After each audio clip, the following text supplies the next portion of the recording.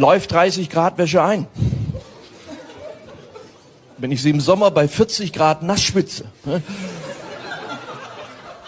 Warum nehme ich von 200 Gramm Schokolade 5 Kilogramm zu? Werden kleine Leute bei Regen später nass? Kann ich die Rechnung beim Logopäden abstottern? Woher wissen Männer mit Glatze, wie weit sie sich das Gesicht waschen müssen?